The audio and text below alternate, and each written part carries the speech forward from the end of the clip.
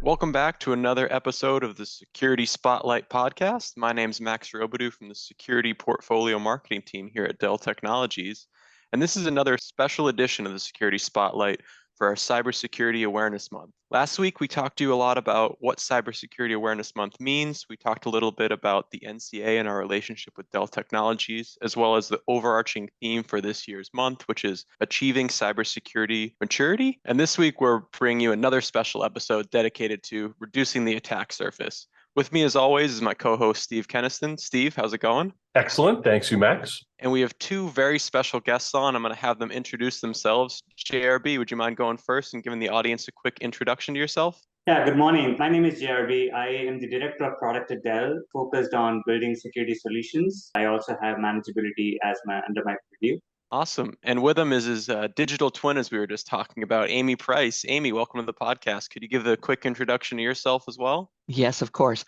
My name is Amy Price. I am the portfolio evangelist for security, manageability, and resilience within the CSG organization. So we're the ones who try to put all the safety into all those great Dell devices that people buy. I think we start right there, Amy. So we talk a little bit about what the concept of reducing the attack surface means, and specifically look at some of minimizing vulnerabilities. Okay, JRB, do you want to start? Sure. I think there are two ways to look at, when we talk about attack surface, there are two lenses to it. Right? One is simply that any change in the way we work or any new emerging technology automatically, if you look back at the history, introduces that unknown and risk exposure and attack surface much bigger.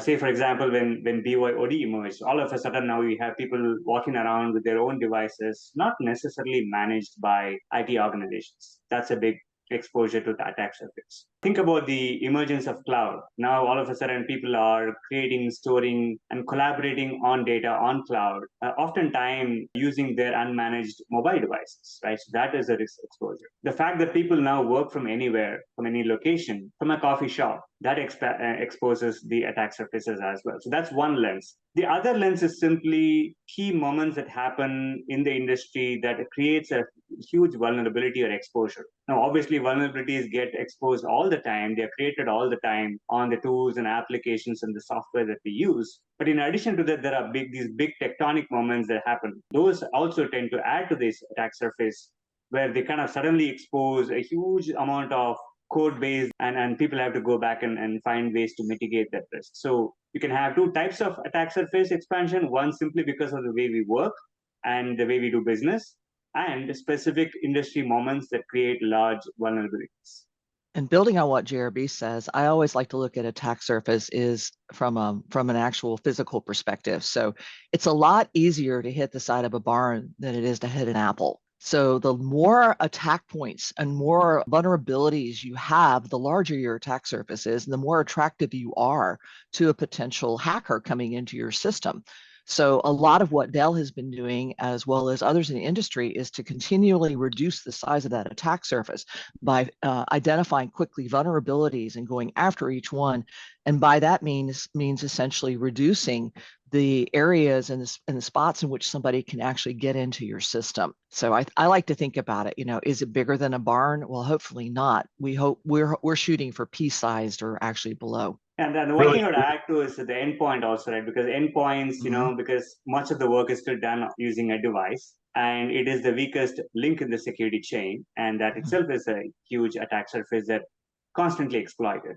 Exactly. So when JRB talks about that, one other industry reference you can look at is the MITRE attack framework, where most of the points of entry for an attack into a system are always through the endpoints. So addressing endpoints, making sure they're built securely, they have built with security, they have built-in security, and then you've got the right array of protections around it is one really good way to reduce the attack surface. Can you tell us a little bit about how maybe zero trust plays a part of, we hear that word all the time, but how does it play a part of helping customers maybe specifically reduce that attack surface? Certainly. So I think, first of all, for everyone here, zero trust is never trust, always verify, verify, verify.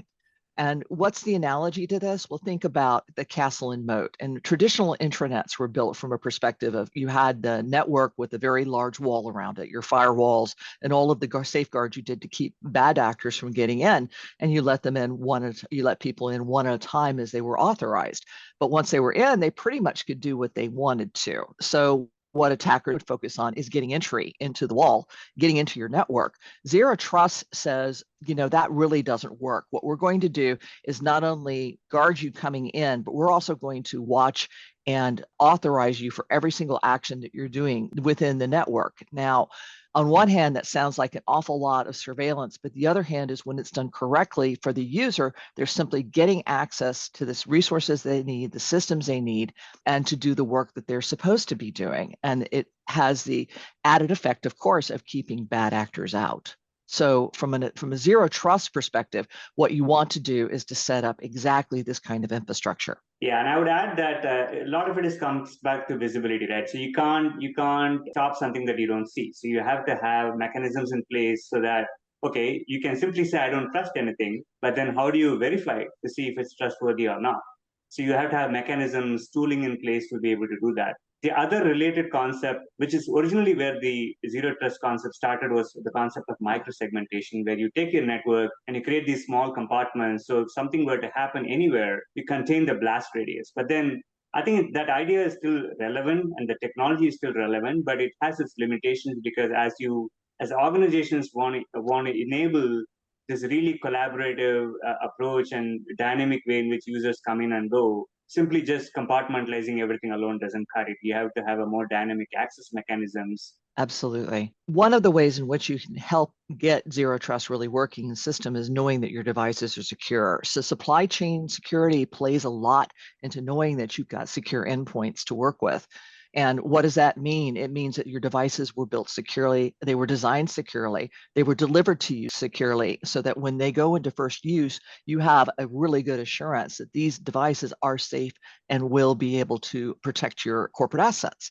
So how do you do that? Well, you want to look at vendors who have secure design practices. So you look for lifecycle practices within the vendor that you're working with. You look for the way in which they manage their subs, their ODMs, their manufacturers, and how they procure and test their parts and validate their parts. You want to make sure that they have secure software and firmware that goes into the devices and that they have a process for doing that securely, as well as updating that securely. So all of these things play into zero trust and support it from a foundational perspective. Then another thing I want to mention too is that keeping your devices secure during their life cycle is the other part that falls upon organizations to do. And that practices should include things like regular firmware and BIOS updates, being able to keep your OSs patched, driver updates, and doing this in a way, obviously, that's not going to annoy your users too much. So Dell has been working on things along those lines in what to help bring better update capabilities and update cadences to organizations. And then I think also BIOS password. I can't leave security without thinking about BIOS passwords. And that's one of the number one ways in which you can help reduce that attack surface is by locking up the BIOS so only authorized people can make updates to it. Yeah, and Amy, I think you and Jeremy both just did a great job of highlighting some of the proactive measures you can take to reduce the attack surface. But I think one thing I want to talk about now is, we're not saying it's something you have to do alone. So that's kind of where the benefit of having a trusted partner that has all these professional services, and you can kind of partner with us to help you on that. Would you mind talking us through the benefits of leveraging professional services or leveraging one of these partnerships that we're talking about to help reduce the attack surface? So I'll kick this one off, JRB. One of the things I like to think about is that security takes a village. It really does take everyone working together and a network of security defenses. So security in layers is the way the experts like to look at this to really bring an effective zero trust architecture to life. We need to bring cybersecurity out of the dark rooms and expose this, make people aware of these kinds of things that exist and take appropriate measures for them. So cybersecurity service providers and our partners from a software perspective are a key element in bringing together this village to really provide that reduced attack surface that organizations need. So I think JRB can probably elucidate more on the service providers. And so over to you, JRB. Absolutely. So if you really look at, there are very well-defined frameworks in place like NIST and CIS. And if you look at them, one of the critical things that they talk about is start with assessing. Industry has grappled with trying to throw tools, multiple tools at multiple problems, very, very point solutions oriented approach that has made it highly complex for most security organizations to manage it. So when we talk about assessment, one of the things we do through our professional services organization is we can come down and assess and see where an organization has the highest exposure. And that's based on their own uniqueness, the industry in which they operate, the kind of risk profile they have. All that is taken into the playbook and assessed. By the way, we also have zero trust assessment. You can say, if you can go one step further and say, do a thorough, like they do this canvas exercise, looking at the entire organization and looking at what the zero trust state of maturity look like. So that's a huge area. And then that's a starting point, because now you know where the gaps are. Then we can come and tell you, okay, you need all these different tooling. You need a more secure endpoint. We have everything you probably need from Dell perspective to provide that you can deploy as an organization. Or if they choose to do so and say, hey, okay, great, you've found the gaps, but I don't have the manpower to go do all this for my organization. Come and do it for me entirely. We could do that too. So we have the ability to assess where they are as a first starting point, and then give them the tools that they can do it themselves, or we can do it for them. And JRB, don't you think, my opinion is that as a complement to the services aspect, there's also an element of education that needs to play a part. And I think of education in kind of two components. Obviously, right, you want to educate the employees to say, as a part of the attack surface, hey, don't pick on that phishing email, or don't grab that USB in the parking lot and plug it into your system because you don't really know what's going on. Some of those seem obvious, but obviously there's some education that still needs to happen there. But there's another component to education that says you need to look at your IT team and your IT staff and give them some education. One, to educate them on what are some of the new and tools that are out there that they should be looking at to help them think about reducing the attack surface, and keep them relevant to stay up on some of the newer technology that is doing exactly what we're trying to do, is keep that attack surface closed, because that's kind of the first step. And like you said, Amy, let's not let them through the front door if we can avoid it, right? That's step one. Yeah, and I would say that, you bring up a very relevant point, and we have a great collaboration with Dell IT, because, Dell IT supports 130,000 employee organization that Dell itself is. And it's a great way to test and have that constant collaboration. And I'll talk about two things, right? One is, we, based on the outlook that we look at in the market and what we hear from customers, we bring that outside in perspective and share with Dell IT. Like I said, a lot of attack surface is all about most security organizations even today look at the biggest risks that they're exposed to, because they're constantly just grappling with, okay, what do I deal with first, and what's my biggest exposure? And most likely it'll be ransomware, phishing, credential theft. That's what they look for and try to cover. What we're constantly feeding into organizations like Dell IT is that, hey, look ahead a little bit more. Look at all the other exposures that supply chain brings. Look at the exposure that BIOS and firmware vulnerability brings, right? So those are all, they may not be big today, but then when you close off all these doors and windows, attackers are starting to open up new doors and windows. And that's just how this game is played constantly. So for them, it's just a point of entry they require, and they will obviously gravitate to whatever is the easiest to get in through and make their lateral movement within your network. So that's one aspect of it. We also talk a lot about secure code development internally at Dell, and like, how do we get all of our development managers and DevSecOps organization closely tied together to make sure that there is very secure way of code development. What are the new trends that are happening there and that they should account for? The other big elephant in the room that we haven't addressed so far, but we should bring up at this point in time, is AI, right? As this huge hype around AI and what it means to the industry. And that's another, what I called earlier as the tectonic moment and shift that's happening, a new technology that is going to operate at scale that has not been completely understood, and that brings its own points of exposure, right, that we haven't really completely understood. And I'd like to add to this too. You got me thinking, JRB, talking about cybersecurity is a job that's never done. This is an ongoing program. This is something that sometimes feels like a game of whack-a-mole, where every time you get one thing taken care of, something else pops up. But the truth is, this is is the nature of the world that we're in today, and whether